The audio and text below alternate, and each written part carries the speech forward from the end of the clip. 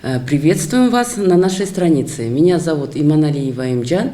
Я представляю общественную организацию «Интеграция сообществ». Данный прямой эфир организован в рамках регионального проекта «Содействие защищенности трудящихся мигрантов через усиление партнерства в Кыргызстане, Армении и России». Наша сегодняшняя встреча посвящена обсуждению текущей ситуации, связанной с ценами на авиабилеты и условия въезда, выезда в Кыргызскую республику и Российскую Федерацию. Сегодня я хотела бы представить наших спикеров, которые присутствуют в нашем данном прямом эфире. Это Эрлан Авай-Улу, специалист Государственной службы миграции при правительстве Кыргызской республики.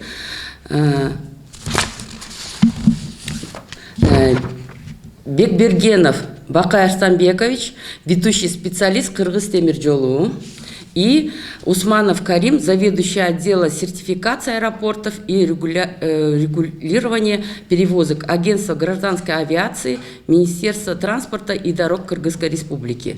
Как вы знаете, очень много проблем, да, очень много вопросов связано именно выездом, въездом в Российскую Федерацию, также в Кыргызскую республику. Я бы хотела, чтобы вы рассказали текущую ситуацию у нас в Кыргызстане, что происходит и на что можно было бы обратить нашим гражданам внимание, да, когда они будут пересекать границу или же покупать билеты для выезда в Российскую Федерацию. Пожалуйста, вот Бакай, вы могли бы, Ирлан, рассказать вкратце, да, вот сегодняшнюю ситуацию. Но сейчас в связи с стабилизацией, более-менее стабилизацией эпидемиологической ситуации в стране, в России, правительство России решило увеличить количество регулярных рейсов. То есть, если раньше было 2 рейса в неделю, сейчас 6 регулярных рейсов, начиная с 8 февраля, получается 6 регулярных рейсов. Можно прямые авиарейсы с Бишкек, Москва, получается 4 авиарейсов в неделю. Основания для въезда нужны тест, ПЦР-тест, то есть на основании этого теста можно будет въезжать на территорию Российской Федерации. Вот в целом именно данная ситуация. Ну вот, мы же видим, что у нас очень много, сейчас я потом в конце озвучу, да, какие вопросы вообще поступили на нашу страницу. В основном это говорится о том, что почему вообще приняли это основание. Нельзя ли было убрать это основание, то, что многие говорят о том, что основание проверяется у нас в Кыргызстане, как при посадке самолета, да, а по приезду в Россию оно вообще никем не спрашивается, не проверяется. И вот эта ситуация для многих непонятна. Почему так происходит? Здесь требует основания, а по приезду в Российскую Федерацию вот ее попросту никто не проверяет. Вот могли бы немного вот тоже разъяснить эту ситуацию? Вы основаете, имеете в виду тест? Нет, основания для въезда в Российскую Федерацию. Это когда ты едешь конкретно для лечения. Да, вот многие нас граждане едут, берут основания, ни для кого не секрет, что это все продается. Они покупают билет. Это служит для того, чтобы пересечь границу. Я имею в виду вот эти вопросы. Также у нас есть ряд перечней, да, где указано, в Российской Федерации указано, что могут въезжать в Россию это по приглашению, когда ты высококвалифицированный специалист, или же у тебя родственники, граждане Российской Федерации, вот они беспрепятственно могут въезжать в Российскую Федерацию. Ну, а для тех граждан существуют только пятничные рейсы. Вот хотели бы, да, вот со стороны ГСМ, да, чтобы узнать, именно у нас еще есть вопрос относительно пятничным рейсам, где говорится, что граждане Кыргызской республики могут въезжать в Россию без оснований, просто покупают билет и вылетают в Россию. Но в данном случае, до этого у нас, как вы знаете, да, Аэрофлот, авиатрафик местные авиалинии и уральские авиалинии осуществляют рейсы. Вот, чтобы попасть к ним, требуется основание. Ну, так как у граждан Кыргызстана нету родственников Российской Федерации, да, вот и они вот пользуются вот такими какими-то путями, что они приобретают справку, что им необходимо вылетать в Россию для лечения. Вот хотелось бы спросить у вас, да, вот почему многие спрашивают, просто им непонятно, да, когда они садятся здесь, в Кыргызстане, да, в аэропорту, у них спрашивают это основание, а по прилету в Российскую Федерацию этого не проверяется. Мы хотели бы просто вот этот вопрос, да, вы могли бы ответить? Давайте. Добрый день. В первую очередь, данная ситуация возникла в связи с возникновением коронавирусной инфекции. И 16 марта 2020 года номер 635 распоряжением правительства Российской Федерации, в принципе, так же, как и другие государства, границы Российской Федерации были закрыты. По настоящий день они разрешили пересекать государственную границу, то есть, но только регулярными рейсами. Что касается чартерных рейсов, вот там как раз-таки требуются основания. Раньше вместо чартерных в период с марта по сентябрь месяц выполнялись вывозные рейсы, на которые списки пассажиров формировались посольством Российской Федерации в Бишкеке. Вот. То есть на эти рейсы вывозные могли попасть только граждане России, близкие родственники, ну и также определенный перечень граждан. Вот. В связи с тем, что 24 сентября 2020 года были возобновлены регулярные рейсы вот, и отменены вывозные, и статус вывозным передали как раз-таки вот этим чартерным рейсам. То есть на них могут попасть граждане, которые являются гражданами, в первую очередь, это граждане Российской Федерации, которые являются близкими родственниками граждан Российской Федерации, те, кто направляется как раз-таки на лечение, те граждане, которые убывают в Российскую Федерацию для ухода за больным человеком, согласно перечню распоряжения 635 Российской Федерации. Вот. 24-го было принято распоряжение о возобновлении регулярного сообщения с частотой 1 раз в неделю, это вот который был по пятницам. И уже вот в феврале месяце текущего года по решению, опять-таки, Роспотребнадзора, и оперативного штаба Российской Федерации было принято решение, что это количество регулярных рейсов можно увеличить в связи со стабилизацией эпидемситуации в Кыргызстане. Вот. И на сегодняшний день, получается, выполняется 6 регулярных рейсов, из них 3 регулярных рейса выполняет Аэрофлот, и 3 регулярных рейса это выполняет авиакомпания Aviatraffic Company. Вот. Аэрофлот выполняет по вторникам, пятницам и воскресеньям, Авиатрафик по средам, пятницам и также воскресеньям. На оставшиеся рейсы, которые выполняются другими авиакомпаниями, то есть это Уральские авиалинии, а тот же Аэрофлот, в другие дни, вот, они являются чартерными, и на все вот эти рейсы необходимы вот эти основания. Вот если мы к вам перешли, вы могли бы еще ответить на такие вопросы?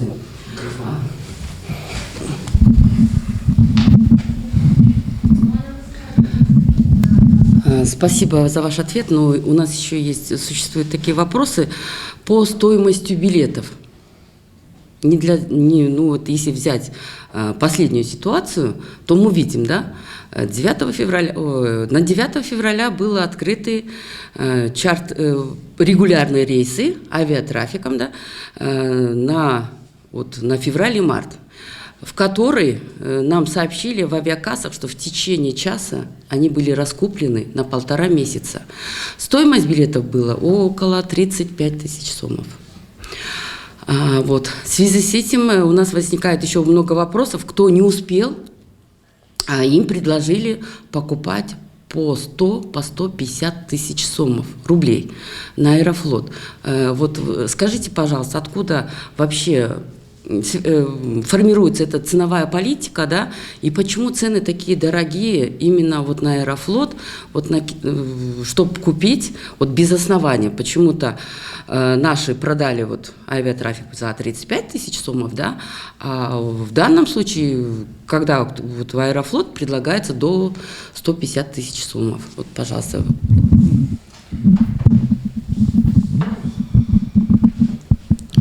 Ну, во-первых, хотелось бы отметить, что ценовую политику в отношении стоимости авиабилетов это определяет сама авиакомпания, вот, из учета своих затрат. То есть это на содержание парка воздушных судов, на содержание персонала.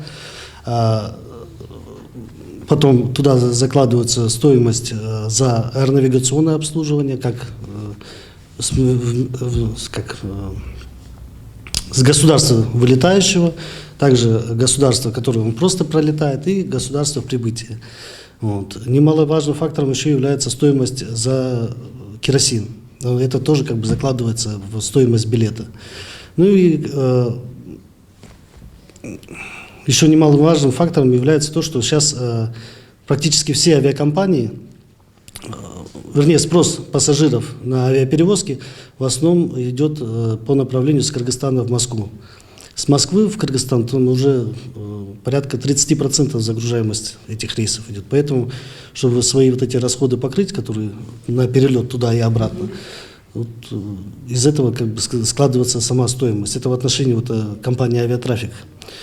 Вот. В отношении компании «Аэрофлот», ну, это, во-первых, иностранная компания. Вот. Я думаю, что у них как бы тоже они закладывают вот эти свои потери в стоимость билета. Ну и по стоимости, если покупать, допустим, в официальных представительствах авиакомпании, того же «Аэрофлота», то цена гораздо ниже, потому что у них, допустим, тарификация идет от 20 до, вот сейчас до 15 февраля у них максимальная стоимость на эконом-класс составляла 46 тысяч. Все, что выше, это идет уже бизнес-класс.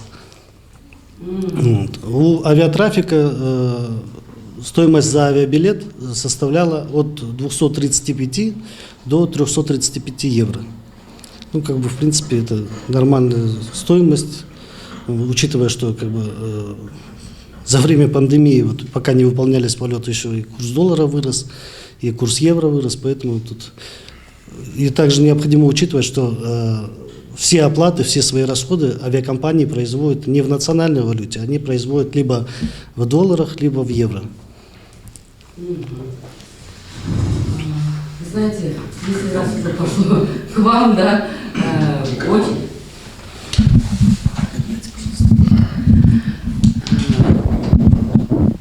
Если у нас уже пошло вопрос-ответы, да, у нас есть ряд вопросов, которые задавались на наших страницах, которые мы ведем, да, это «Салам мигрант», «Мигрант Жарчысы» и «Инсан Лилек». И вот оттуда, тогда я буду задавать вопросы, да, вы могли бы ответить на них. Вот тут конкретно. Так, это будет к вам вопрос, оказывается, ГСМ. Но я сейчас хочу вам задать по билетам.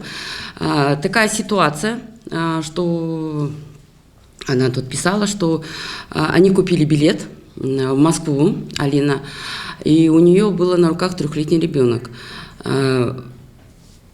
Она купила с основанием, ее не допустили на борт самолета, требуя основания еще на ребенка. Вопрос: мама едет с ребенком, она лечится, а ребенок с ней, ее не допустили на борт самолета. Правомерны ли действия в этом случае, да, вот той службы, которая отвечает, вот, проверяет вот такие, справку и куда обращаться сейчас в этом случае, потому что она не вылетела и деньги за билет сгорели. Что делать?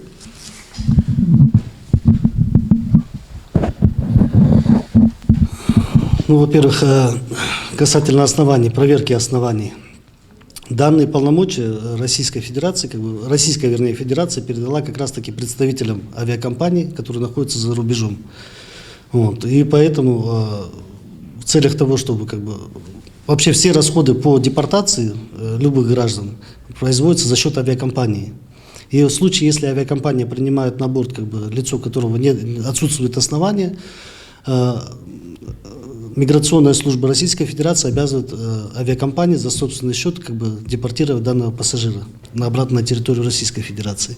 Помимо этого, они еще выставляют как бы, штрафные санкции в отношении данной авиакомпании. Поэтому в настоящее время авиакомпании, вот, представительства Аэрофлота, Сибири и Уральских авиалиний, их представители как раз-таки проверяют основания здесь на местах, чтобы, во-первых, потом не нести убытки за то, что обратно этого пассажира перевозить, потом в момент его нахождения в аэропорту они обязаны им предоставлять питание, чтобы эти убытки не нести, поэтому представительство авиакомпании как бы проверяет основания здесь, непосредственно в аэропорту Манас. Вот. И в отношении вот, данной ситуации, это, я думаю, что надо переговорить непосредственно с представительством авиакомпании, на которую она покупала билет, вот, и выяснить, в чем причина отказа. Причина в том, что... Ну, я понял, ну, Да. почему так это получилось? Это... А какой орган должен сейчас выяснять? Куда она должна обратиться? Затрудняюсь ответить. Но, в принципе, если она в агентство гражданской авиации обратится, в принципе, мы готовы рассмотреть. Вы готовы Да? рассмотреть? Хорошо. Потому что аналогичная ситуация у нас тоже есть. Мы написали, правда, в МИД и в Государственную службу миграции, но еще не получили ответов. Ситуация такого же рода была. Еще один вопрос тогда. Я не знаю, кто это может ответить. Тогда я к вопросам перейду, да, если вы не против.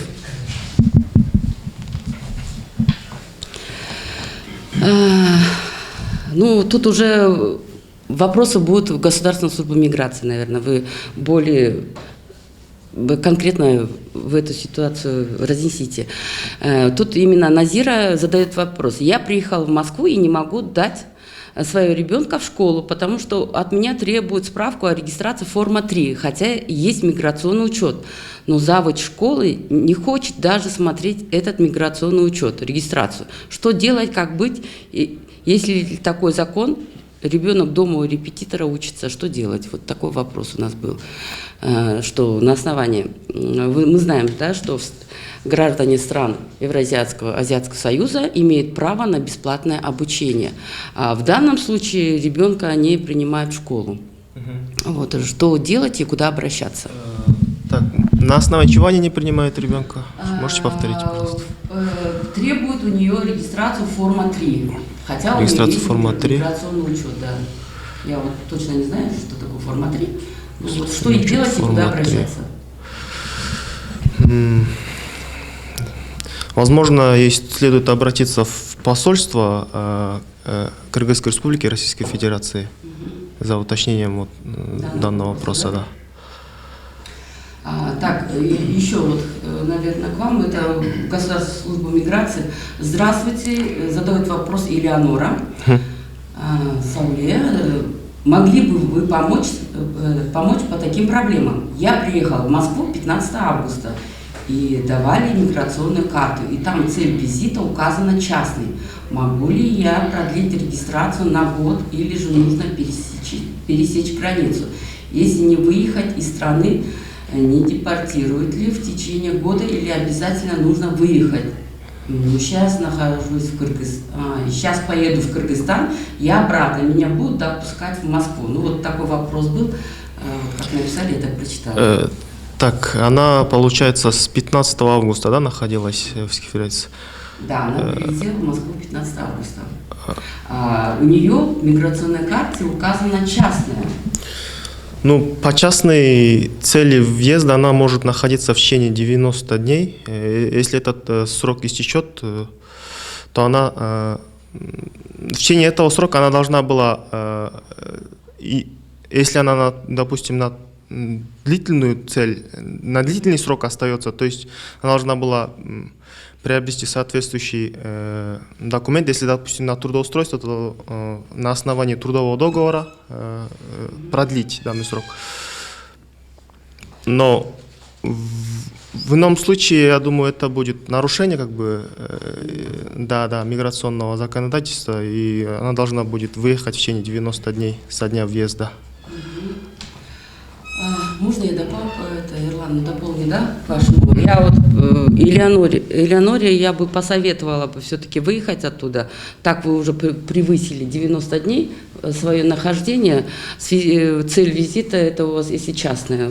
Вы должны знать, кто въезжает в Российскую Федерацию, что если у вас цель трудоустроиться, то должно быть обязательно написана работа. В вашем случае это частная, вам надо выехать и, соответственно, вы обратно в ближайшее время не попадете, так как у вас сроки уже пропущены. Так, еще вопрос. Вот еще вот такой вопрос. Задает Алина. Добрый день, я гражданка Кыргызстана, работаю в Москве, официально трудоустроена, хочу прилететь в Кыргызстан в отпуск, но боюсь, что потом возникнут проблемы с возвратом в Россию. Почему не подумали, что граждане Кыргызской республики, если у него официальная работа, все в порядке с документами, и если, например, он предоставит трудовой договор, приказ об отпуске, официальное письмо от работодателя, это не служит основанием для въезда в Российскую Федерацию.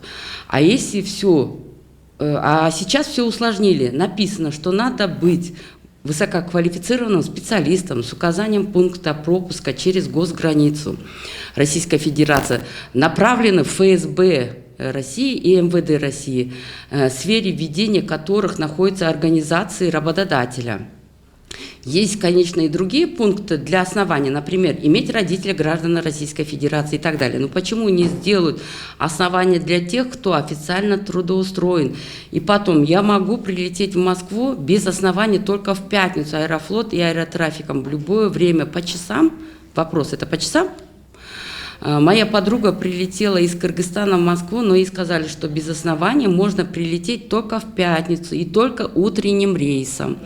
Можете пояснить, так, в какое время по часам мы можем прилететь без основания? Тут Алина задала несколько вопросов, да, и... В принципе, на сегодняшний день Российская Федерация, насколько мне известно, как бы немножко упростила процедуру основания для вот как раз трудовых мигрантов. В принципе, сейчас авиакомпании, допустим, достаточно подписанного трудового договора, именно с синей печатью. Вот, и если она это все предоставит, как бы ее допустят для вылета отсюда, с Бишкека. Вот. В отношении, как бы, то, что по пятницам, это может быть... Многие частные авиакассы лукавят немного, что именно утренним рейсом. Так, в принципе, вот, говорю, в принципе, что дневной, что утренний рейс. Утренний рейс просто это Аэрофлота.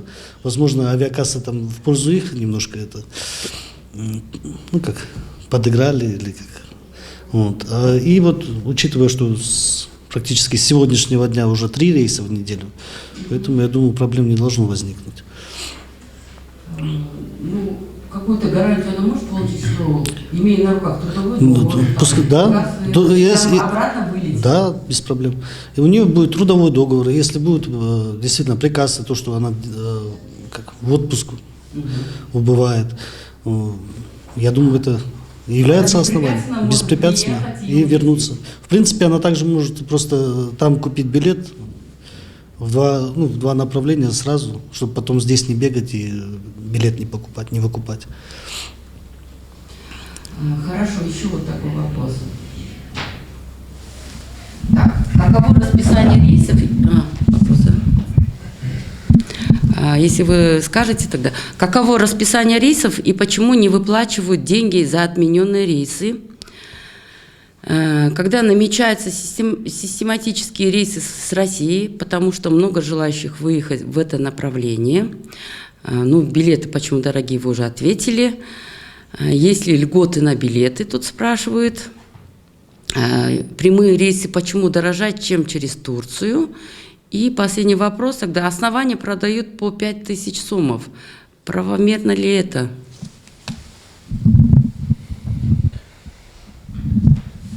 Ну, в настоящий момент, как бы, в целом правительством Кыргызской Республики ведется работа по возобновлению регулярных полетов в Российскую Федерацию. Вот. Я думаю, что после визита нашего президента в Российскую Федерацию данный вопрос все-таки решится в положительную сторону. Может быть, конечно, не в полном объеме, но хотя бы еще дополнительно какие-то увеличения произойдут. Вот. В отношении поддельных оснований мы по этому поводу писали в Министерство внутренних дел, то есть Управление внутренних дел на транспорте. Вот. В отношении данных авиакасс будут приниматься соответствующие решения соответствующими органами. Ну и помимо этого, со стороны авиакасс, по крайней мере, вот Аэрофлот заявил, что он таких недобросовестных агентов будет отключать от системы. Вот. На все там или еще что-то упустил? Еще вопросы были сейчас. Так. Если рейсы, чем Турция уже сказали? По Турции. Да. Дело в том, что согласно, опять-таки, 635-го распоряжения Российской Федерации, граждане Кыргызстана не могут въехать на территорию Российской Федерации через третьи страны. Там тоже требуют основания. Еще какого расписания рейсов и почему не выплачивают деньги за отмененные рейсы? В связи с введением ограничений, связанных с пандемией коронавирусной инфекции, многие компании понесли колоссальные убытки. Вот, в этой связи и правительством и Кыргызстана, и России, в принципе, многими государствами, правительствами государств было принято решение, что данным пассажирам будут выдаваться ваучеры, потом в дальнейшем, которые они могут обменять на билет, чтобы не возмещать ущерб, причиненный в связи с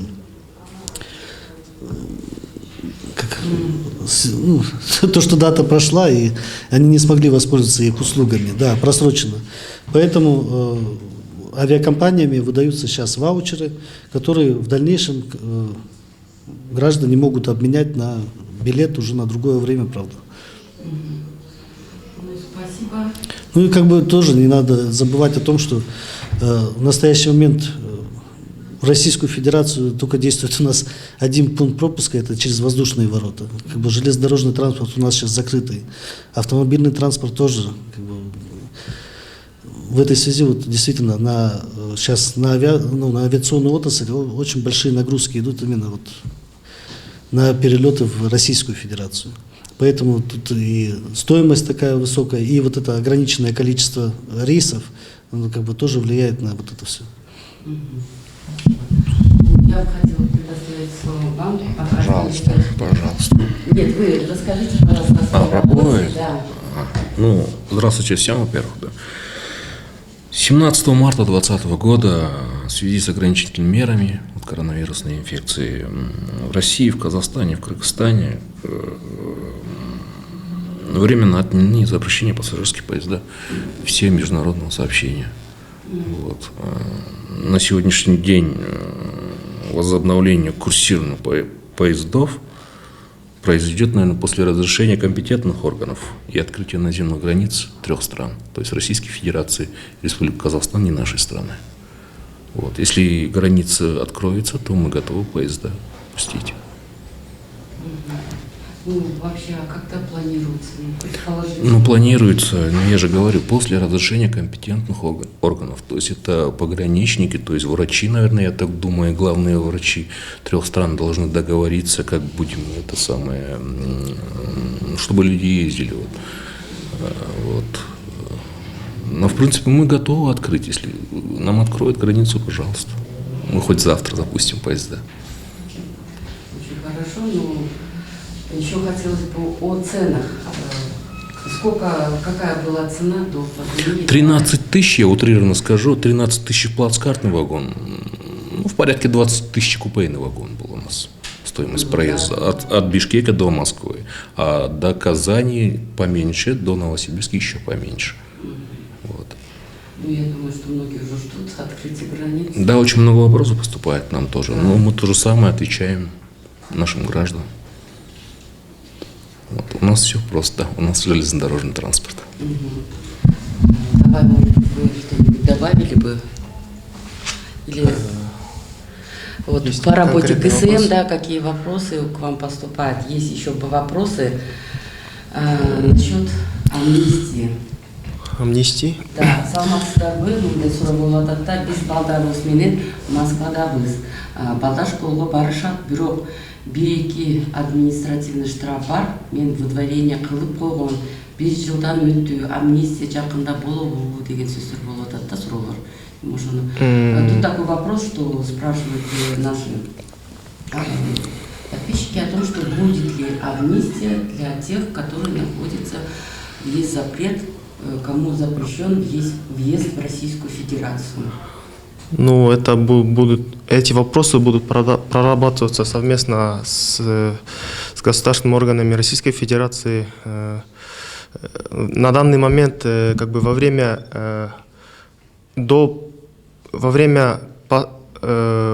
действия вот этого, точнее во время коронавирусной инфекции, согласно распоряжению, указу президента, которое уже дважды продлевалось, в последний раз продлилось до 15 марта 2021 года, согласно которому в отношении граждан, иностранных граждан не принимаются как бы меры нежелательности их нахождения в Российской Федерации и меры выдворения.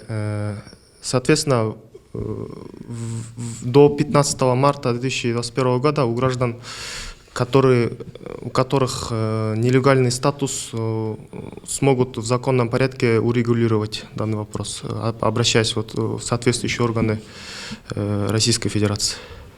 Сколько надо ждать, пока не принято это решение? Да. Еще вот такое прям просит спросить, как можно выйти из черного списка? Это как вот из нее можно выйти? Вам следует обратиться в МВД Российской Федерации личным обращением.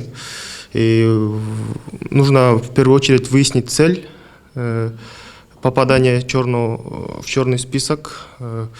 Также вы можете обратиться за помощью в представительство Госслужбы миграции или написать нам непосредственно письмо с обращением с вопросом, конкретным вопросом и с просьбой решить данный вопрос. Ну, в конце вы скажете, да, свой адрес, куда могут они написать, да. Например, куда они могут написать свое обращение и по каким вопросам можно к вам обращаться, могли бы озвучить. Да, у нас есть и информационно-консультационный центр, и представительство Госслужбы миграции Российской Федерации. Информационно-консультационный центр дает консультации в том числе по черному списку, то есть причины въезда, и как вы можете выяснить причину запрета. Допустим, запрет налагается несколькими органами, уполномоченными органами Российской Федерации. В целях выяснения причины запрета вы можете обратиться в вышеперечисленные органы, то есть информационно-консультационный центр, и получить ответ, то есть дальнейшие действия, что вам нужно сделать, чтобы выяснить причину и дальнейшие действия.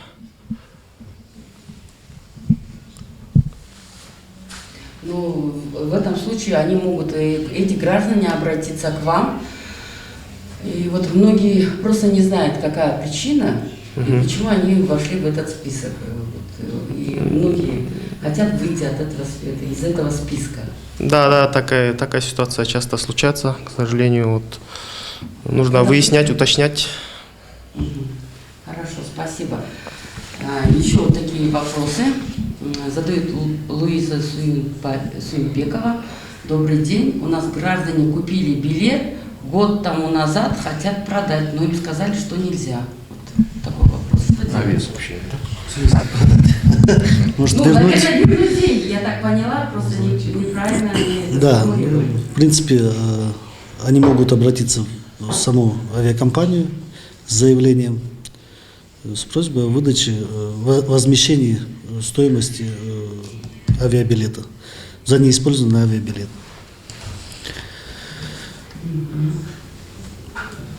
Ну, есть такие компании, которые в последнее время не возвращают, и они указывают, что это невозвратный билет. Ну вот, их действия правомерны? Ну, во-первых, действительно, у многих авиакомпаний есть тарифы как бы, с очень низкой стоимостью, и данные билеты как бы являются невозвратными. Но если, допустим, они купили билеты и вот попали как раз на момент закрытия границ, то есть с марта по сентябрь месяц, ну это в отношении Российской Федерации, то это как бы считается форс-мажорным обстоятельством, и как бы компания должна вернуть. Именно за этот период Да. куплены до сентября они должны, а уже после это уже как решается индивидуально? Ну это в индивидуальном все равно порядке, но это с авиакомпанией. Сейчас еще вопрос.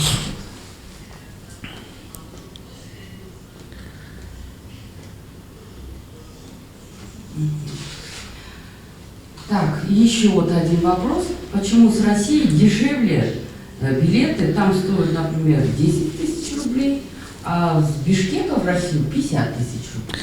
Ну я же говорю, во-первых, в настоящий момент востребованность полетов с Российской Федерации в Кыргызстан, как бы она минимальная, там колеблется, загрузка рейсов колеблется в районе 30%.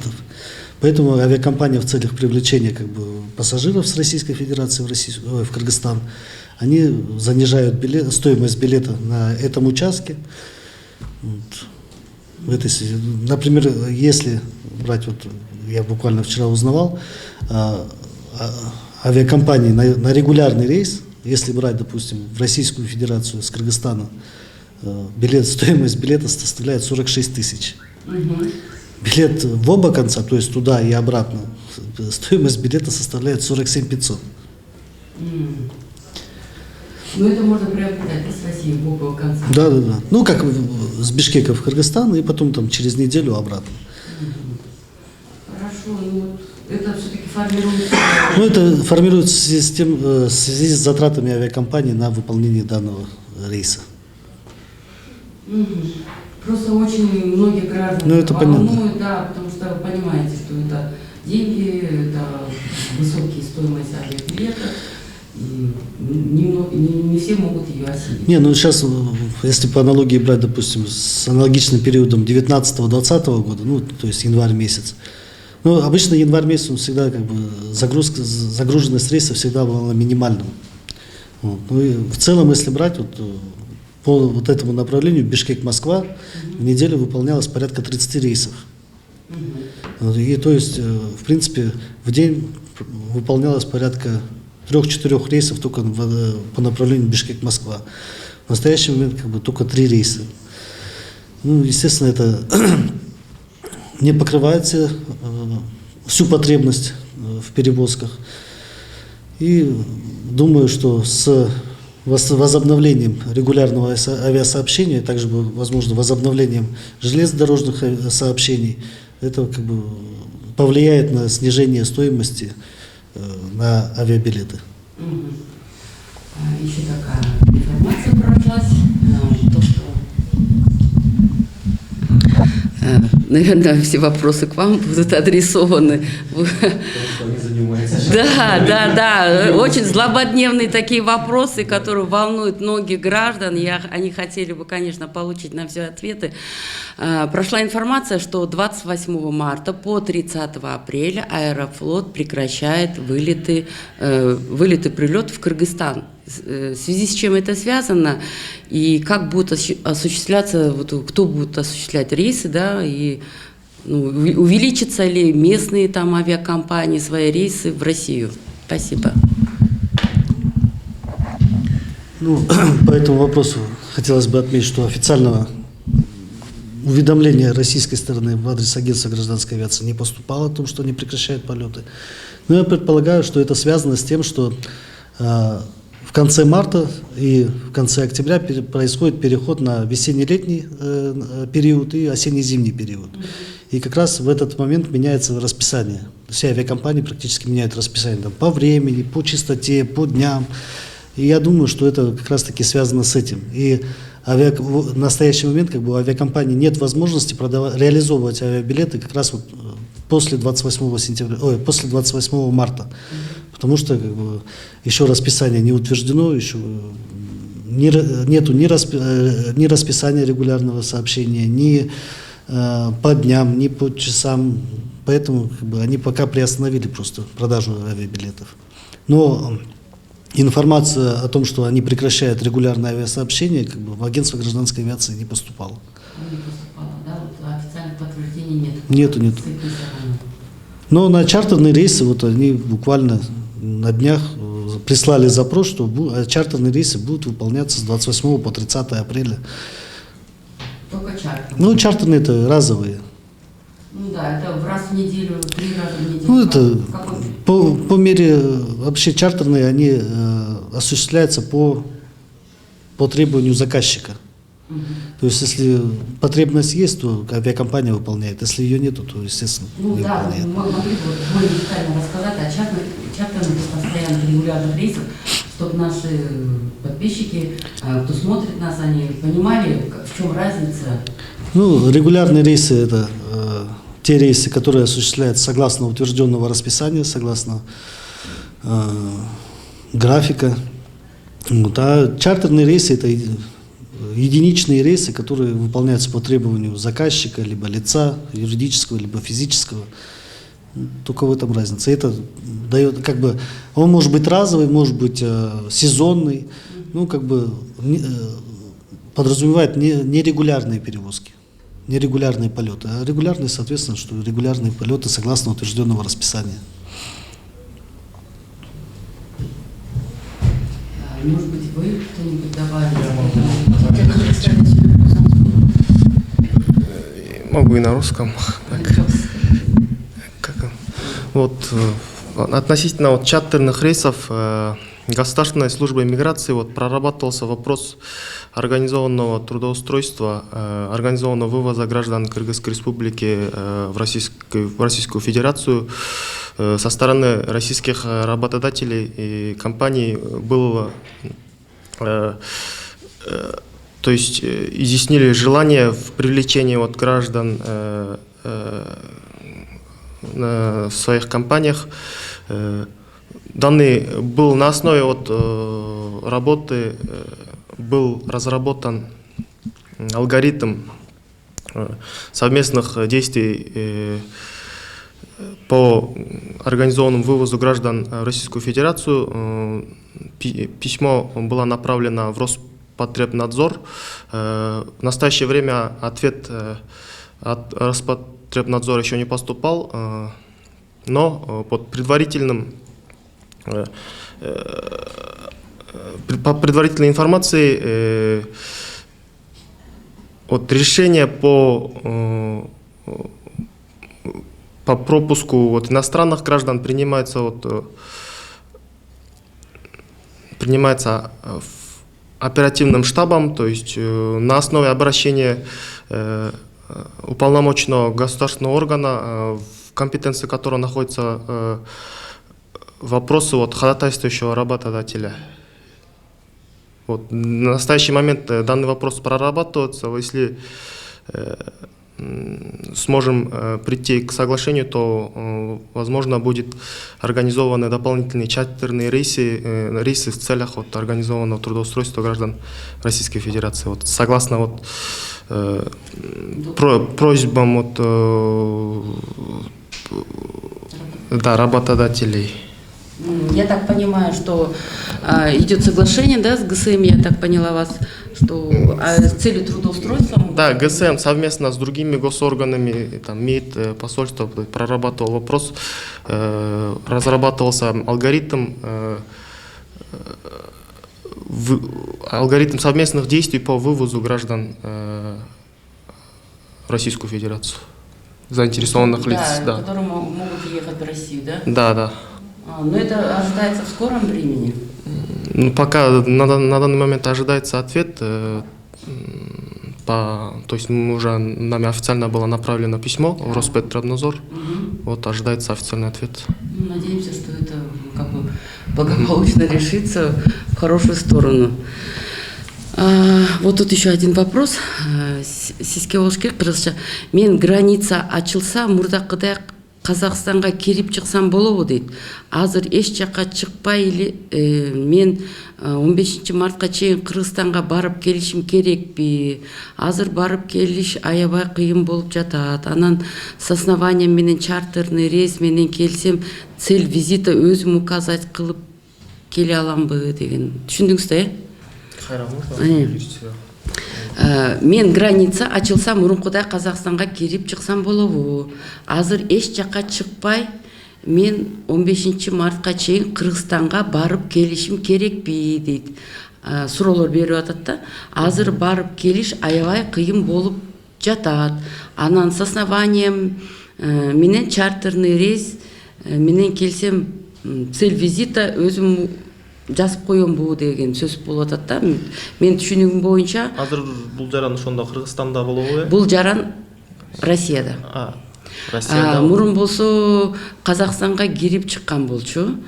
Казыр жер менен Көндө Казакстанга чыгып, то есть кайра Россияга ошол выезд кылыпчы. Ошонун себебинен ушу казыр сурап атат, Казакстанга кирип чыксам болобу дегендей Россияга. Анан кийин же Кыргызстанга келишим керекпи депчи 15 мартка чейин. То есть азыр через Россию Казакстанда Казакстанга кирип чыксам болобу деген сөз экен. Экинчиси же Кыргызстанга келишим керекпи? Анан Кыргызстандан кийин келгенден кийин кайта Россияга основание менен чыгышым керекпи депчи бир нече суроо бериптир да. Мага азыр чынын айтсам көп түшүнүктүү болбой атат суроо, бирок эгер Кыргызстандан Казакстанга чыкса, то границалар ачык эле менин билишимче. Анан Жок, Россиядан Казакстанга бул мен точно ответти билбейт экенмин. Билер официально биздин службага кат жазсаңар жооп бергенге жооп бере алабыз да. Же электрондук түрдө деле жазсаңар болот, электронный почтага. Мы рассмотрим. Да, почтаны калтырып коем мен адресini. Анан кийин биз ошол көрүүчүлөргө таргатсак болот.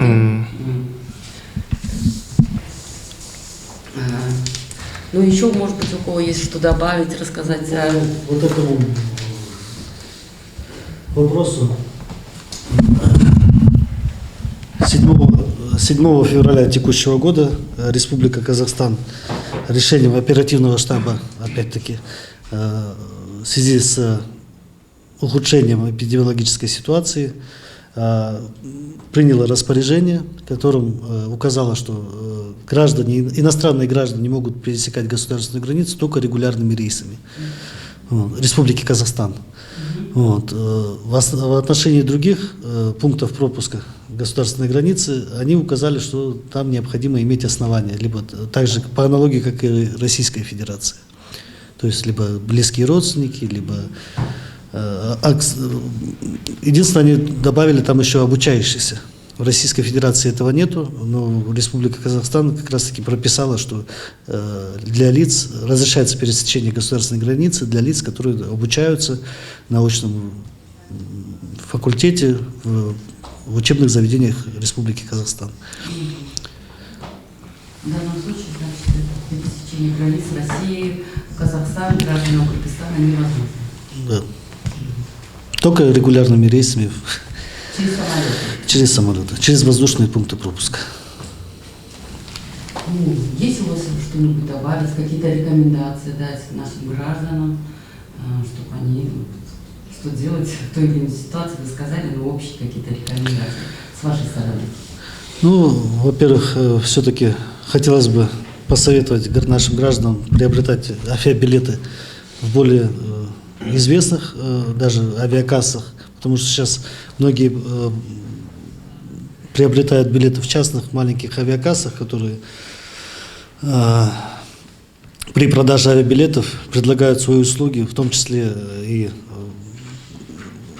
предоставление поддельных оснований на въезд на территорию Российской Федерации и результатов ПЦР-тестов. Таких пассажиров все равно выявляют. Вот, поэтому хотелось бы обратиться к гражданам, которые планируют вылететь в Российскую Федерацию, чтобы они приобретали билеты в официальных авиакассах, либо в самих представительствах авиакомпаний. Ну и не шли, конечно, на сговор с недобросовестными агентами, кассами, которые вот предлагают подобные услуги. Ну да, я вот озвучивала то, что на самом деле позвонили, у нас есть связь, аудиосвязь, где говорится о том, что билеты предлагают за 158 тысяч рублей, да? И вот такой вопрос, почему такие дорогие были, и как можно узнать истинную стоимость билетов? Ну, 158 тысяч она может быть, сомов, но это только на бизнес-класс, никак не на эконом-класс. Потому что вот в январе, допустим, максимальная стоимость эконом-класса составляла 66 тысяч. Сейчас вот до 15 февраля авиакомпания «Аэрофлот» спустила данную планку до 46. Это максимальная стоимость эконом-класса. Все, что выше, это уже идет бизнес-класс. И она может варьироваться, если брать непосредственно в день вылета, она может варьироваться до 300 тысяч. Ну, это как бы... Может такое быть, но это опять-таки это бизнес-класс, но никак не эконом-класс. Не, ну да, просто цены на бизнес-класс всегда колеблются от 80 до 150, да. Мы услышали. Ну, это нормально, да? Ну, я имею в виду, естественно, то в один день предлагают 80, в другой день 100, а в третий день 158. Просто, вот, конечно, возникает вопрос. Ну, опять-таки, это, в принципе, можно... Сейчас авиакомпании на своих интернет-порталах не реализовывают билеты, поэтому как бы это только если обращаться в официальное представительство авиакомпании, либо официальные авиакассы, там может как бы по нормальной цене как бы приобрести билет. То есть без накруток своих услуг. Ну, я не могу так сказать. Обычно такие компании, которые действительно, которые не первый год занимаются вот этим бизнесом в сфере вот продажи услуг на авиабилеты, они не пойдут на такое, чтобы рисковать своим имиджем, своей репутацией. Это в основном такие вот услуги, и накрутка цен на билеты, это в основном занимаются те, кто вот относительно недавно пришел, как бы, и пытается на этом навариться. Вот. Ну, мне тоже дали, ну, вкратце о том говорить, что необходимо приехать в Кыргызстан, но через Казахстан, значит, не получится, да? Все-таки не получится, авиасообщение закрыто, транспортные дороги закрыты, только авиаперелет. Только авиаперелет. Граждане не могут, да, пересекать через наземный транспорт. По этому поводу давайте я еще тоже немножко пояснение дам. Согласно распоряжению правительства Кыргызской Республики от 4 декабря 2020 года государственные границы Кыргызской Республики, в принципе, открыты для всех государств. Те ограничения, которые, допустим, действуют в России, в Республике Казахстан, это решение данных государств. И граждане, которые пытаются проехать, допустим, автомобильным транспортом через Республику Казахстан, они должны понимать, что их не допустят на территорию Республики Казахстан именно пограничная служба или там миграционная служба того государства. Это не наши как бы недоработки, как бы, или еще что-то. Это ограничения, связанные с возникновением, опять-таки, коронавирусной инфекции именно в том государстве. У нас на сегодняшний день любой иностранный гражданин, прибывая, будь то это автомобильным транспортом, воздушным сообщением, он беспрепятственно проходит государственную границу. Единственное требование, что у него должен быть отрицательный ПЦР-тест. Вот и все. Других иных каких-то ограничений на сегодняшний день у нас нету.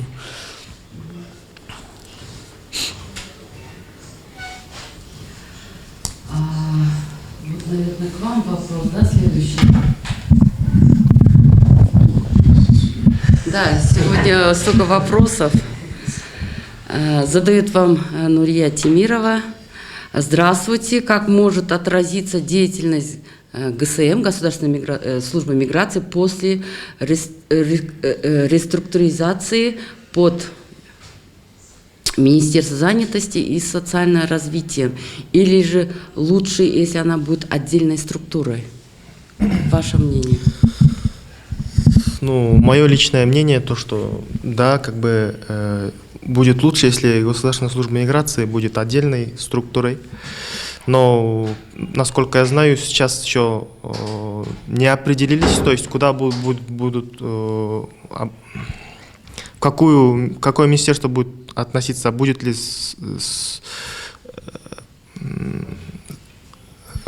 Государственная служба миграции отдельным органом или присоединяется к другому министерству, пока еще неизвестно. Поэтому как бы не можем предварительно говорить, делать выводы, то есть... Вы еще точно не знаете? Да, точно неизвестно пока. Еще неизвестно. Но, конечно же, вот вопросы здравоохранения и миграции, как бы сложно тут увидеть какую-то взаимосвязь, да. Поэтому... Также говорилось о том, что Государственная служба миграции может быть под Министерством иностранных дел. Да, входили тоже такие мнения, то, что в состав Министерства иностранных дел, также в состав Министерства внутренних дел были такие. Как вы думаете, как служба миграции делает? Думаю, для оптимизации деятельности госслужбы миграции нужно наоборот, как бы поднимать статус госслужбы миграции. Будет лучше, даже если присоединить еще и занятость. То есть вопросы не только вот миграции по возвращенцам, допустим, чтобы проводить какой-то механизм реинтеграции возвратившихся мигрантов. То есть отсутствие территориальных органов тоже влияет как бы на эффективность деятельности госслужбы миграции. Спасибо. Сейчас еще по мере возможности будут поступать вопросы. Ну, в целом я поняла, что все-таки цены, оказывается, регулируются авиакомпаниями, которые осуществляют перелеты. И по высоким ценам все-таки обращаться к ним, да?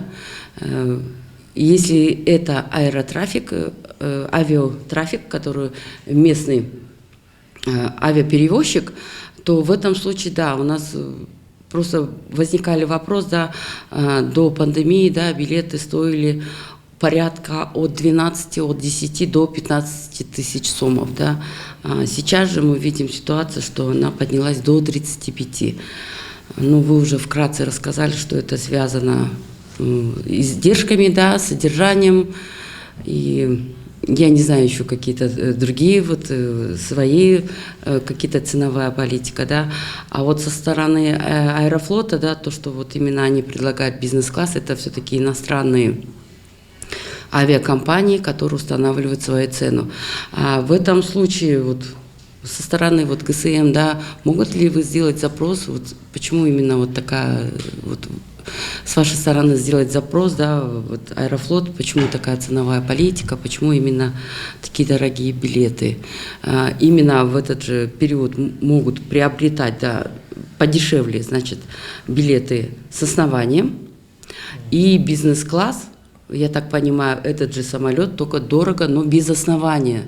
Вот видите? Везде либо допускается к рейсу, либо с основанием, либо без. Просто у многих авиакомпаний комплектация самолета делится на бизнес-класс и эконом-класс. В любом случае, если по мере как бы заполнения воздушного судна эконом-класс обычно в первую очередь выкупают, бизнес-класс уже как бы по мере необходимости, если вот человеку срочно необходимо вылететь и остается только бизнес-класс, он вынужден покупать бизнес-класс.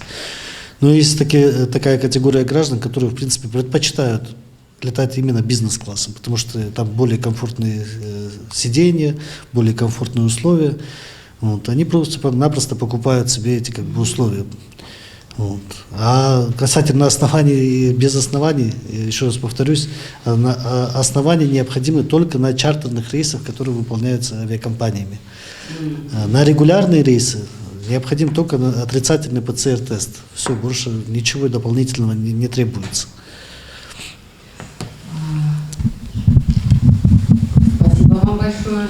Я бы напомнила бы нашим зрителям, которые смотрят наш прямой эфир, подписываться на наши социальные страницы. Это Facebook «Салам Мигрант».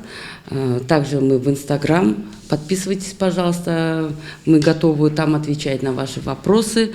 Инстаграм – это «Салам Мигрант Киджи», «Вестник Мигранта» и «Инсан Елек», который реализует данный проект, региональный проект. Я хочу напомнить, это содействие защищенности трудящихся мигрантов через усиление партнерства в Кыргызстане, Армении и России.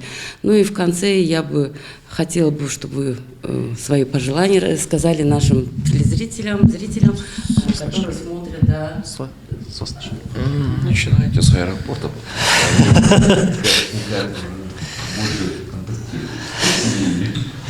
Да.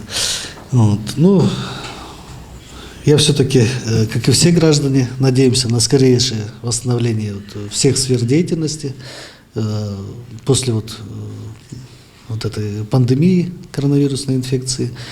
И все-таки надеюсь, что все-таки в ближайшее время возобновится как вот железнодорожное авиасообщение, автомобильное авиасообщение, а также авиационное авиасообщение с рядом государств, с братскими государствами даже, с которыми в настоящий момент как бы имеются такие сложности. Ну, в принципе. Ну, аналогично тоже присоединяюсь, то, что сказано по желаниям. Ну, хочется самое главное, это сейчас нелегкое время, пожелать самое главное здоровья, потому что это сейчас очень актуально. Вот. И тоже хочется, чтобы все возобновилось, чтобы люди ездили на транспортах, чтобы пользовались. Мы готовы, в свою очередь, тоже предоставлять все необходимые услуги для перевозки пассажиров. Ну, я тоже присоединяюсь к словам моих коллег. То есть, конечно, хочется, чтобы побыстрее деятельность возобновилась, вот, чтобы коронавирус, как бы, последствия коронавируса не влияли, да, как бы на повседневную жизнедеятельность, чтобы мигранты, которые хотят как бы вылететь или за рубеж, или как бы, ну, чтобы решились все их вопросы, которые возникают, мы в свою очередь тоже готовы оказать всяческое содействие, то есть вот в целом, и пожелать всем здоровья, конечно. Спасибо большое вам всем. Я хотела бы напомнить, что сегодня на ваши все вопросы отвечали это Усманов Карим, заведующий отдела сертификации аэропортов и регулирования перевозок, Агентство гражданской авиации, Министерство транспорта и дорог Кыргызской Республики. Также я хотела поблагодарить Бекбергенова Бакая Арстанбековича, ведущий специалист Кыргыз Темиржолу, и Эрлан Авай-Улу, специалист Государственной службы миграции при правительстве Кыргызской Республики. Если у вас еще будут вопросы, пожалуйста, подписывайтесь на наши страницы, и мы рады ответить вам на все ваши вопросы. Спасибо вам за внимание.